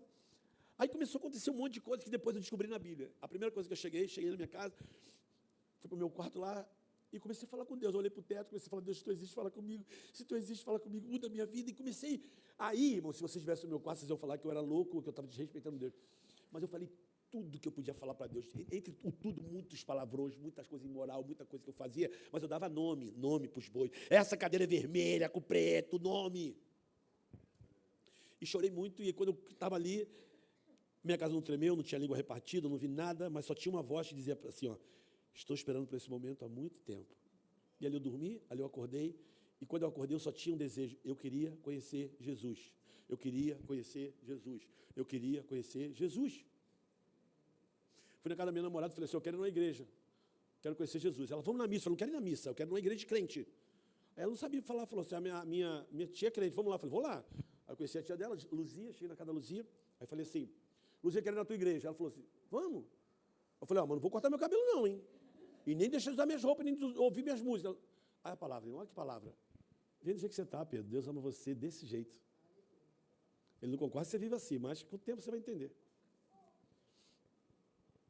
Fui para um culto, irmão. Entrei num culto pela primeira vez como esse aqui. Quando eu cheguei no culto ali, quero dizer para o pessoal que fica na porta recebendo os visitantes, quem chega, você não tem noção do que um bom dia, um abraço, seja bem-vindo, faz na vida de alguém que entra aqui pela primeira vez. Eu estava com a minha namorada entrando, cabelão, camisa da Jenny Joplin, calça Led Zeppelin. Uma senhora valquíria desse tamanhozinho, olhou para mim, veio na minha direção e falou assim, seja bem-vindo, jovem, me abraçou. Eu falei, que aí, caraca. Eu aqui, ó, sabe quando você não quer o abraço? E ela ficou aqui, aí quando ela me soltou, ela falou assim, você é um chuchuzinho de Jesus. Eu falei, irmão, chuchuzinho de Jesus ninguém merece. Sentei no banco lá, cara, todo mundo cantando, aí o pessoal começou a cantar, e eu aqui, ó. Aí a mulher do meu lado. Aí eu comecei a dizer, não. Aí eu comecei a falar, cara, o que eu estou fazendo aqui? O que eu estou fazendo aqui? Aí o pessoal cantando, aí tinha um cara cantando na guitarra. Mano, pensa num cara feio. Era ele. Obrigado, irmão. Era ele. Feio, irmão, feio, desprovido de beleza. Meu amigão hoje, Carlinho Feijoado. Um óculos fundo assim, a roupa não combinava nada, assim, uma gravata que não tinha nada a ver. Ele com a guitarra assim. Eu lembro ele cantando, nosso Deus é soberano. Ele fazia assim. E ele ficava lá, eu falei, o que esse cara tem que eu não tenho? Esse cara tem alguma coisa que eu não tenho. E eu fiquei ali pensando, porque quando você chega a primeira vez na igreja, você não desfruta nada do que está acontecendo. Você fica olhando para todo mundo, fica... Aí o pastor falou, agora nós vamos dar início às nossas ofertas. Eu falei, tudo ladrão, esses caras são pilantra. E aí, querido, continuei. Fui no primeiro culto, não fui na frente, não recebi oração. Mas eu gostei do culto e todo domingo eu ia para o culto. Eu podia sair, continuei fumando maconha, continuei cheirando. E aí, todo domingo eu estava no culto, ia para o culto. Todo domingo. Aí eu comecei a descobrir que tinha escola bíblica dominical. Eu falei, o que é isso? E depois de 6 meses dentro da igreja, veio um pastor que eu não sei de onde, veio aquele cara, ele começou a pregar, como todo mundo pregava domingo de manhã, fazia apelo. Eu estava na quinta fileira, 7ª poltrona. O cara começou a pregar, e aí eu falei, não, esse cara está falando da minha vida, não é possível. Esse cara não me conhece. E olha, eu, minha namorada, tia, avó, irmão, eu falei, não é possível. Aí ele fez um apelo, cara, foi uma galera. E lá na igreja tinha umas 600 pessoas, uma gente na frente. E eu assim, eu já tenho Deus no meu coração, essas pessoas precisam de Jesus. Eu olhava as pessoas na frente, e eu ficava assim, ó. E o cara começou a falar assim, quem faltava está vindo. Só falta você. E eu só vou começar a orar quando você sair do seu lugar. Sai do seu lugar. E eu aqui, ó. E lá na frente cheio de gente. Aí saía mais uns gatos pingados. Eu falei, viu, não é para mim, é para esses caras aí. Aí ele falava assim, jovem, nessa manhã você precisa entregar a sua vida para Jesus. Enquanto você não sai do seu lugar, nós não vamos orar. Sai do seu lugar. E eu falei, não. Aí eu fiz a minha primeira oração. Eu olhei para os meus pés e eu falei assim, tu tem me levado para um monte de lugar que eu não quero ir. Mas hoje tu vai me levar lá na frente. Essa foi a minha oração. E quer dizer que eu consegui levantar meu pé? Parecia que era aquilo, eu tentava, e o cara, sai do seu lugar, eu aqui, ó. Aí eu falei para minha namorada assim, eu vou lá na frente. A tia dela ouviu. A minha namorada não esboçou nada, só ouviu o que eu falei, mas a tia dela, quando ouviu, vou lá na frente, ela falou, vai, e me puxou. Aí eu fui, quando eu botei o pé no corredor, ele falou, quem faltava está vindo. Vamos orar. Resumindo, irmão, Jesus me alcançou. Depois de 4 anos na igreja, eu queria falar de Jesus para todo mundo. Eu comecei a ouvir sobre missões, eu queria ir para a África. Eu queria ir para a África, eu queria ajudar as pessoas, eu queria levar um avião de comida para lá. Eu queria falar, eu pregava no trem, na praça, tudo quanto é lugar eu pregava. Todo mundo começava a me conhecer na igreja, porque eu ia para os ar livre, eu estava nas praças, eu estava dentro do ônibus, os meus amigos me perguntavam, tá chato, estou chato não, irmão, Jesus me libertou. Atos 4:20, eu não posso deixar de falar das coisas que tenho visto e ouvido. E aí comecei a descobri uma missão chamada Jocum, foi na minha igreja, eu falei, eu quero isso para a minha vida. E fui lá e me tornei diretor da Jocum 20 anos. Mas quando eu fui para a Jocum, eu queria ir para a África. Tirei o passaporte para ir para a África. Me preparei para ir para a África. Aí falaram assim, tem um trabalho para abrir no Borel, a gente precisa de uma equipe para lá. Eu falei, vou fazer o que no Borel? Eu quero ir para a África, eu sou missionário, quero ir para a África, quero ir para a África. Aí eu falei assim, eu vou para o Borel, vou ficar 3 meses lá. E depois eu vou para a África. Olha a minha estratégia, maravilhosa. Eu fui para o Borel. Quando eu cheguei no Borel, que eu vi aquele povo todo armado, eu falei, vou fazer o que nesse lugar, que eu vou morrer aqui, não vou para a África. Aí eu falei, não vou ficar aqui não. Aí depois voltei de novo para o Borel, fiquei 3 meses. Depois de 3 meses eu sabia que aquele lugar era o lugar que eu deveria estar. Então eu sou um missionário que não dei certo, né? Jesus não falou para mim ir, falou, fique. Porque geralmente sempre ir para o pessoal é ir embora, né? O missionário vai embora. Mas ide significa ir depressa, evangelizar. Começar onde? Em Maringá, querido. Missões começam a partir de onde você está. E eu só fiquei 20 anos no Morro do Borel. Lá eu construí uma creche, um ambulatório médico, uma escola de música e implantamos 2 igrejas. E depois de 20 anos, Deus nos convidou para ir para um lugar. Agora, com 10 anos no Morro do Borel, com 10 anos, eu tive uma experiência no Morro do Borel, que eu estava olhando para o morro assim, tinha uma cruz. Eu fiquei olhando para a cruz, meditando de manhã, abri minha Bíblia, comecei a ler. Aí eu comecei a pensar, crucificação, cruz, lugar do Gólgota, lugar da caveira, Jesus na cruz, aí ela malassa bactenia, e comecei a orar, eu falei, caraca, Jesus na cruz. Aí eu comecei a pensar em Jerusalém, Israel, aí eu falei, caraca, imagina um dia eu poder andar onde Jesus andou. Imagina um dia eu poder pisar onde Jesus andou. Eu comecei a pensar assim, eu e ela no Monte das Oliveiras. Aí comecei a imaginar, vou perguntar aqui agora, quem aqui gostaria um dia de andar onde Jesus andou? Vamos lá, irmão. Quem gostaria de ir na Terra Santa? Eu também. Aí eu comecei a orar pela minha igreja, que de 6 em 6 meses ia para Jerusalém com o reverendo Caio Fábio, Ricardo Gondim, Samuel Doctório e o pastor Paulo Brito, levando uma caravana de 120 pessoas. Aí eu falava assim, Deus toca no coração do meu pastor para ele levar o Pedro do Borel para Israel. Senhor, que te faça uma vaquinha para me levar. Oração de missionário, né, irmão? Nunca aconteceu. Mas eu fiquei ali pensando que privilégio andar onde o Senhor andou, onde o Senhor andou. Aí eu fiquei quietinho olhando para a cruz e Deus começou a falar para mim assim, Pedro, privilégio não é você andar onde eu andei. Privilégio é você permitir que eu ande através de você em lugares que eu nunca andei. Então, quando você anda no morro, eu ando através de você. Quando você anda nas casas, eu ando através de você. Quando você fala... Aí eu comecei a chorar, falei, não quero ir para mais lugar, não, eu quero ficar no Borel. Passaram-se 10 anos. Eu sou casado com uma mulher italiana, criada na Suíça. Minha esposa desceu os Alpes suíços, onde desce neve, para se encontrar comigo no Monte Borel, onde descia bala. Então, é tudo maravilhoso. Eu estou casado há 29 anos. É privilégio. Muita gente ficou no meu pé, tá solteiro, rapaz, pô, tem que casar, você já está líder. Eu falei, querido, eu falo para toda a juventude, quem está solteiro aqui, não desperte o amor até que ele chegue. Ele vai chegar, e quando ele chegar, você vai saber quem é. E parte da felicidade de um homem e de uma mulher é saber com quem ele vai conviver pro resto da vida, com essa pessoa. Guarde isso, solteiro. Não fique desesperado. A minha demorou porque estava do outro lado. Chegou, e o dia que eu encontrei com ela, qual foi o hino que eu ouvi? Quando a luz dos olhos meus, a luz dos olhos teus resolvem se encontrar. Todo mundo me critica porque eu canto essa música. Querido, isso é um hino.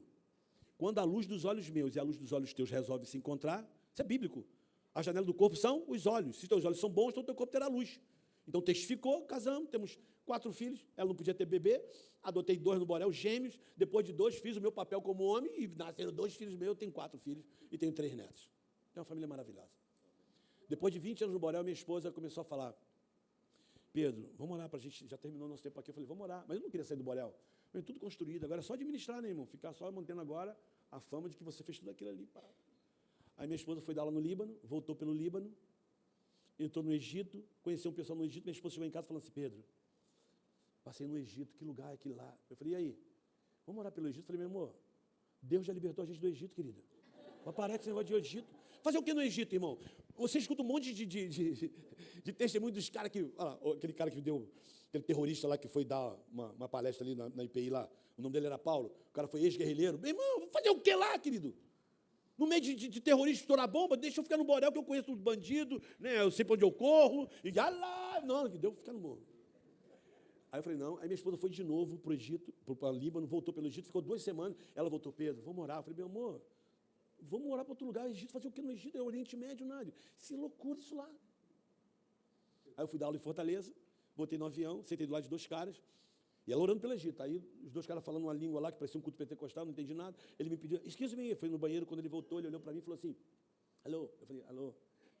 Ori Siri, eu não sei falar inglês, tá, irmão? Ori Siri, eu falei, Rio de Janeiro, Rio de Janeiro, beautiful, Rio de Janeiro, Copacabana, Carnaval, Bebeto, futebol, aí eu... Mesma coisa, né? Aí eu olhando para ele, aí eu perguntei, you, are from? Aí ele, Massari. Eu falei, Massari. Aí ele, Egipto. Ele fez assim a torre. Eu falei, a pirâmide. Egito. Ele, yeah. Aí ele falou assim, you Egito? Eu falei, não, eu não Egito. Aí ele, you need Egito. Eu falei, a mula falando dentro do avião, irmão. Cheguei em casa, como eu vou chegar amanhã em casa, minha esposa vai perguntar como é que foi lá em Maringá, pregou, como é que tá. Eu vou retratar o que aconteceu aqui esse final de semana. E foi assim na viagem. Quando eu voltei, ela falou, e aí, Pedro, como é que foi a viagem? Eu falei, foi legal, a aula foi boa, tinha tantos alunos. Não, a volta. Eu falei, como assim? No avião. Eu falei, como assim? Você sentou do lado de quem? Eu falei... Aí eu fui orar, eu falei, Deus, o que eu faço? E a palavra que Deus me deu sobre o Egito, Deus falou assim, ó, onde tua esposa for, você vai. Aí minha resposta foi...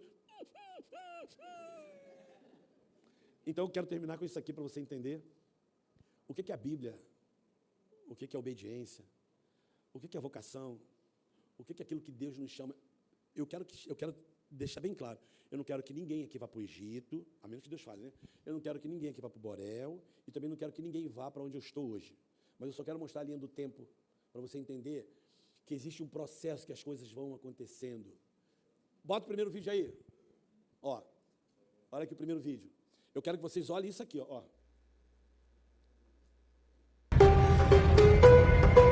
fui pro Egito, durei 4 anos, olha aqui, ó. Ele fala assim, olha isso aí, ó, olha isso aí. Para aí. Tá vendo ali? Tudo ali é deserto. Quando eu cheguei no Egito a primeira vez, eu fui nesse lugar aí. Fui conhecer o lugar que a gente ia trabalhar, ajudar o pessoal a montar um projeto, que eles nos chamaram para montar um projeto. Eu entrei numa rua de asfalto, aí eu entrei para esse deserto aí. Eu andei uns 10 quilômetros para dentro do deserto, era só areia, irmão. Só areia. E quando eu cheguei aqui, olha, tudo areia. Aí os caras começaram a falar em árabe, aí tinha árabe, ia para o inglês minha esposa traduzia, e eu do lado da minha esposa impaciente olhando o deserto. Falei, meu Deus, o que eu estou fazendo aqui? O que eu estou fazendo aqui, meu Deus? Eu falei, Nádia, o que a gente está fazendo aqui? A gente sai do Rio de Janeiro para vir para cá, Nádia, aqui não tem nada. Aí a minha esposa, Pedro, calma. Eu falei, estou calmo, Nádia, eu estou calmo. Nádia, a gente sai de lá para vir para cá. Eu falei que isso não ia dar certo, Nádia. Ela, Pedro, calma. Aí o pessoal falando, não entendia.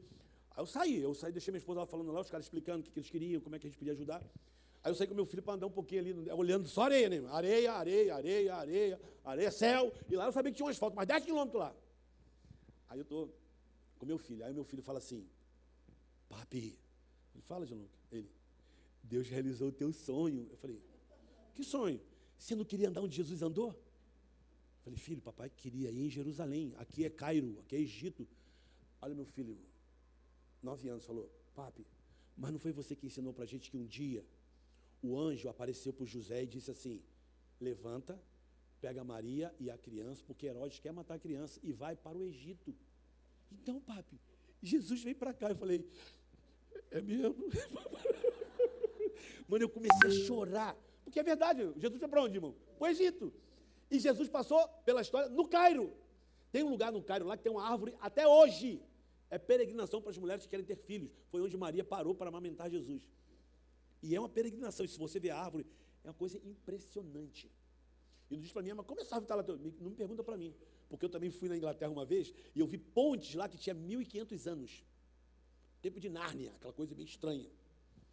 E aí cheguei nesse lugar aqui. Aí eu entendi que aqui era o nosso lugar. Passa, vai. Cara, estou extremamente emocionado aqui. Vê se você lembra desse lugar aqui. Eu voltei lá depois de 4 anos. É esse lugar mesmo. Ó, é o mesmo. Para aí, irmão. Para ver o deserto ali, ó. Esse aí é o mesmo lugar que estavam os pés das crianças. É nesse lugar aqui, irmão. A gente plantou tudo isso lá. A gente fez desse lugar um oásis. Agora, melhor ainda. Lembra de Eliseu, que ele passou em Sunem? Passou na casa de uma mulher? Uma mulher o quê? Hã? Não, a Bíblia fala o que aquela mulher era. O que a mulher era? Fala, irmão! Todo dia Eliseu passava numa cidade, em Sunem, e ele sempre passava na casa de uma mulher para comer. Só que a mulher era rica. É só isso que a Bíblia fala. Ela era rica, mas não podia engravidar, mas era rica. Só vou te dar um detalhe. Aí, a gente começou a trabalhar, o trabalho começou a ser reconhecido pelo governo. As faculdades iam lá para ver o que a gente fazia com as crianças. 3 crianças, nós tínhamos agora 120. Aí um dia apareceu uma mulher lá num carro, uma BMW, 2 BMWs, saiu lá com a roupa assim, olhou, foi lá conhecer o projeto, as crianças foram em cima dela. Era só uma mulher rica. A dona da maior construtora do Cairo, Orasco. Mais de 200 mil funcionários. Isso. Até então ninguém sabia. Ela foi lá, falou, conversou com a menina lá, alguém indicou para ela lá, ela foi, e simplesmente no meio daquele deserto, ela só fez isso aqui, vai. Ó, estar aqui pra mim é muito emocionante. Voltar aqui, onde tudo começou aqui. E esse cara aqui, talvez ele represente todas as crianças que a gente encontrou na rua. Hoje vai casar, já comprou sua casa, saiu da estrada para viver um lugar digno que Deus chamou ele para fazer. Então, ó, isso aqui tudo é maravilhoso. É maravilhoso estar aqui. As crianças.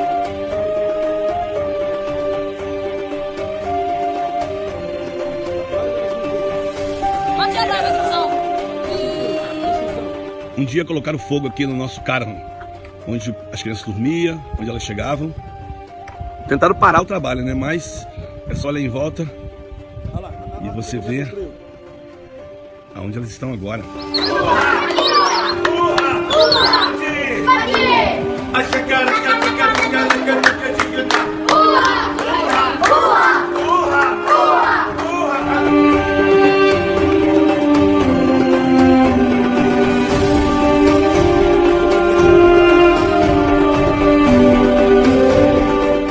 Estar aqui, né?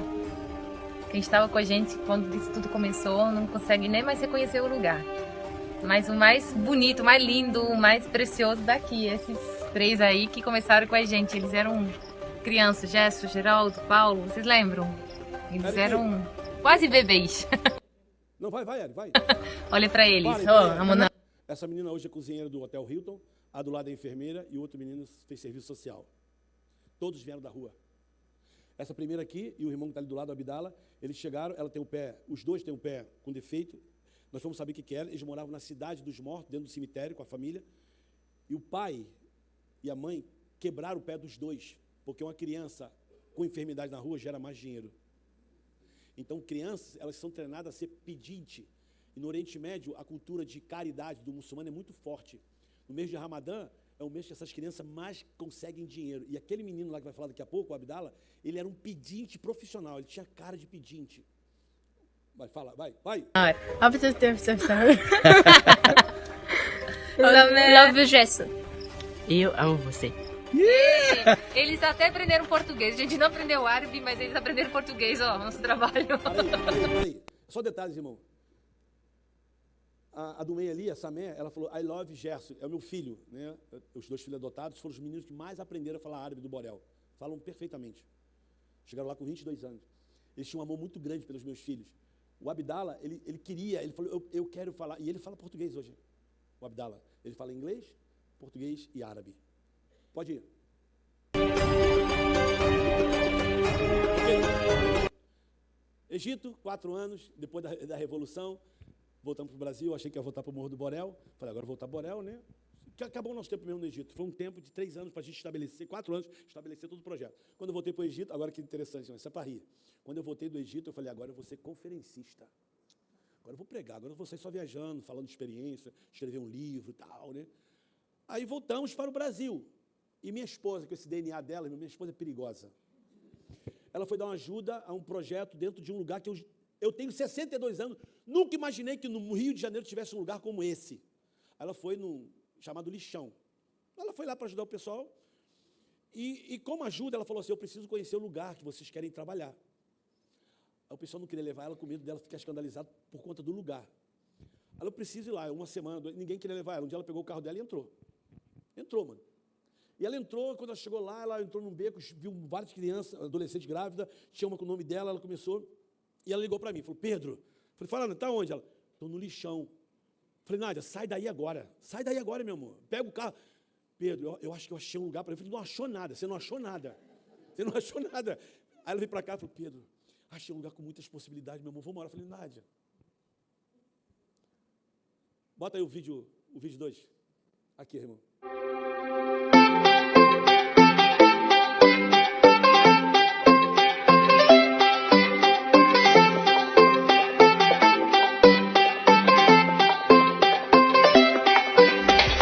Algum tempo atrás, o caminho nos levou para cá, né, Jardim Gramacho, um lugar que nos ensinou e que é onde a gente aprendeu a amar as pessoas, restaurar a dignidade das pessoas, né, trabalhar com elas e potencializá-las, tanto quanto as meninas, tanto quanto as crianças desse lugar maravilhoso. Para. Então. Potencializar a menina nesse lugar maravilhoso. Tem nada de maravilhoso no lugar, irmãos. É só lixo. É só lixo. As pessoas vivem no lixão. Tem até um vídeo que ficou muito famoso, Lixo Extraordinário, um filme. Vai. Nós chegamos aqui, a gente costuma dizer que os desafios nos trouxe até aqui. E esse lugar que você está vendo aqui, que você viu agora, a gente ia construir a Casa de Arte. Um lugar onde a gente pega todo o material no meio do lixo, principalmente as madeiras, e através dessa madeira a gente constrói tudo isso que você está vendo aqui. Prepara outra aí agora. Então a gente chegou aqui, peguei um montão de moleque viciado que não fazia nada, viu que estava com 2 ali, eu falei, vamos levantar essa bunda aí, vamos trabalhar, pô. Eu não vou arrumar trabalho para vocês. Aí pedi uma tico-tico, um amigo meu, comprei e comecei a fazer, aí eu falei, fábrica, a Casa de Arte, né? Fábrica de coração. Bota aí agora aí. Olha aí agora. Eu estou mostrando aqui tempo corrido, tá, irmão? É tempo, né? Aí já passou. Um dia o caminho nos levou para um bairro chamado Jardim Gramacho. E dentro desse bairro, num lugar específico chamado 4 Rodas, um local conhecido como Lixão. Particularmente, eu não gostava muito desse nome, e por isso, toda vez que a gente fazia visitas a esse local, a gente sempre afirmava, eu vejo aqui um jardim. Porque onde tem pessoas, tem jardim, depende do que tu vai semear. E um dia nós estávamos passando em um dos caminhos dessa comunidade, minha esposa parou diante de um terreno, olhou para uma árvore e disse assim, vamos comprar essa árvore, que é essa que você está vendo aqui no fundo. E eu olhei, no quintal só tinha muito lixo, um barraco e uma criação de porcos. E eu perguntei, como é que compra uma árvore? E ela disse assim, eu também não sei, mas uma coisa eu sei, que debaixo dessa árvore nós vamos ter boas histórias para contar. Compramos aquela árvore e ali surgiu a Aja. Eu quero terminar com isso aqui agora, irmão. Não existe lugar que você não possa ir, não existe nada que você não possa fazer. Um dia Deus falou no meu coração que eu queria ir para a África, né? Eu fui embora, fiquei 20 anos. Mas eu cheguei no Egito. O Egito fica onde, irmão? É na África. Então existe tempo, existe processos que a gente só precisa aprender a não desistir disso, mas também não deixar de viver. Imagina se eu falar assim, não quer me levar para o Egito, também não vou fazer nada. Não, querido, é no caminho. É no caminho. O que Jesus falou, eu sou teu pastor, nada te faltará. Ainda que você ande. Ele não falou ainda que você pare no Vale da Sombra. Ande, tem que andar, irmão. Continua andando, continua. Vai o espírito de Dória, continua a nadar, irmão. Vai embora, vai para lá. Levanta, vamos embora. Vai ter dificuldade, vai estar doente. Levanta. Alegrai-vos no Senhor. Então eu termino, quando eu digo que minha esposa fala assim, a gente ficou 1 ano e meio ali sentindo o cheiro de gente, conhecendo pessoas, conhecendo história. Passava todo dia no mesmo lugar. Um dia a gente passou nesse beco ali e ela olhou para a árvore. Ela falou, Pedro, olha essa árvore. Eu falei, Um monte de coisa que a gente não entende. Eu olhei para a árvore e eu vi a sujeira, eu vi o chiqueiro, o cheiro de lavagem. E ela falou, vamos comprar essa árvore. Eu falei, Nádia, aí você compra uma árvore, Nádia? Não sei, Pedro, mas eu acho que debaixo dessa árvore a gente vai ter muita história para contar. Aí comecei a saber de que era o terreno, descobri o cara não queria vender o terreno, não tinha intenção. Eu falei, pô, tu não quer vender esse terreno, não? Ele falou, estou vendo. Eu falei, quanto é que você quer? Ele, 3 mil. Eu falei, cara, tem não. Mas assim, tu não divide não? Ele falou, fala aí. Eu falei, eu te dou 6 de 500. Aí ele, legal. Como é que você compra um terreno lá? Você cospe no chão, o cara cospe em cima, fecha o contrato.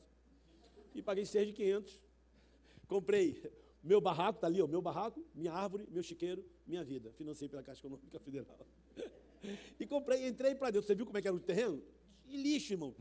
Eu tentei limpar o terreno, mas não consegui, porque quanto mais ficava lixo, porque ali é um aterro sanitário, é lixo. Quanto mais eu mexia, mais lixo saía. Aí eu aluguei uma máquina, tirei 24 caminhões de lixo do lugar. E botei mais 25 de entulho limpo, né, terra. Soquei tudo e comecei o projeto. Ali, catando, fazendo coração, fábrica de coração. Hoje, eu vou terminar com esse vídeo que você vai ver. É o mesmo lugar, irmão. Mas o que eu quero dizer com isso é que, quando a gente obedece, quando a gente entende quem nós somos, eu não quero levar ninguém para o lixão, para o Egito, para o Borel, mas eu quero dizer para você que onde a gente está, as coisas têm que mudar a partir de onde a gente está aqui. Talvez eu estou ali naquele lixão ali, mas você está perto de pessoas que têm tanto lixo na alma, no coração, que você precisa ser referência para elas. Você não precisa abrir um projeto desse, nada disso, mas você pode fazer da vida da pessoa um projeto de vida, porque Jesus é o maior projeto de vida da vida do ser humano. Ele quer entrar nessa casa e mudar tudo. E a partir daí muda. E o que você vai ver aqui agora é o mesmo lugar, irmão. Só que a fábrica de coração se tornou numa marcenaria, que hoje tem 2 cursos por ano. A gente forma marceneiro e carpinteiro para o mercado de trabalho. Aquela cozinha, aquele barraco ali se tornou uma cozinha solidária, onde a gente serve hoje 200 refeições todo dia para as pessoas que trabalham no lixão. Aquele espaço vazio se tornou salas de aula, que hoje tem 110 crianças todos os dias. Não aprendendo sobre Jesus, mas aprendendo a ler, a escrever, trazendo dignidade para elas, documentação em dia, vacinação em dia, todo mundo registrado no colégio. É dar a capacidade dessas crianças poderem pensar e saber que Jesus é bom, que tudo que a gente faz ali, a gente não negocia princípios e valores de Deus. Coloca aí. Botou.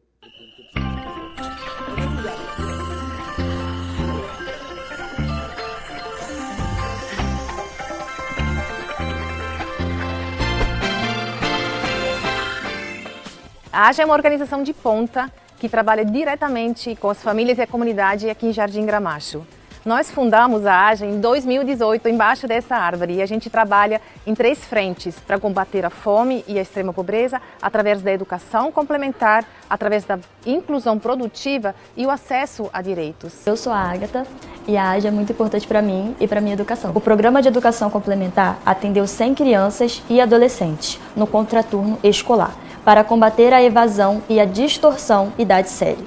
A AJA ofereceu 975 oficinas pedagógicas, 149 oficinas de arte e cultura, 101 reuniões de pais e responsáveis, além de festas, passeios e confraternizações que eu nunca vou esquecer. Eu sou Emanuela, sou moradora do Jardim Gramacho e atuo na marcenaria da AJA. A marcenaria da AJA visa a inclusão produtiva de jovens e adultos, através de cursos de auxiliar de marcenaria. A AJA ofereceu 2 cursos à comunidade, com 18 alunos capacitados, 2 pessoas atuando em marcenarias locais, 4 na marcenaria da AJA, como eu, além de centenas de corações produzidos e vendidos. Eu sou Tamires, moradora do Jardim Gramacho e atuo na Cozinha Solidária da AJA. A Cozinha Solidária da AJA é o compromisso com a segurança alimentar do território. Servimos 31.869 refeições e 8.440 lanches para crianças e comunidade.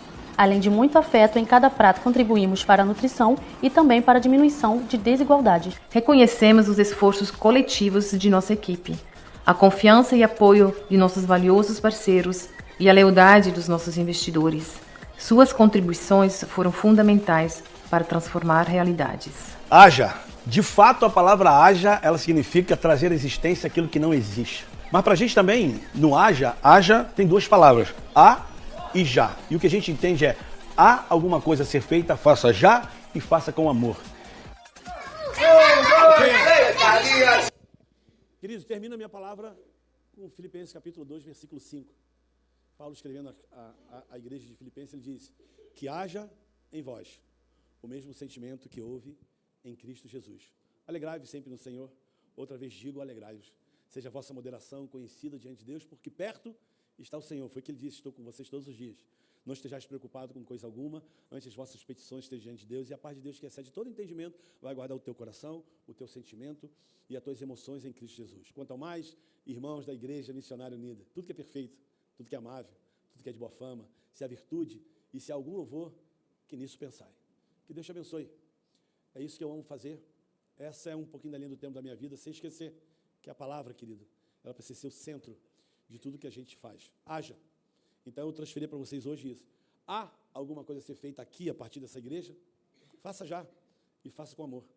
Que Deus te abençoe. Ali fora eu trouxe alguns corações, eu trouxe 100 corações, já vendi a metade lá. A gente está na campanha de comprar um terreno agora para aumentar o projeto, para receber mais crianças, que tem uma fila grande. Então, está ali, os corações, se você quiser levar um, são pintados na marcenaria, na aula de arte, pelos adolescentes.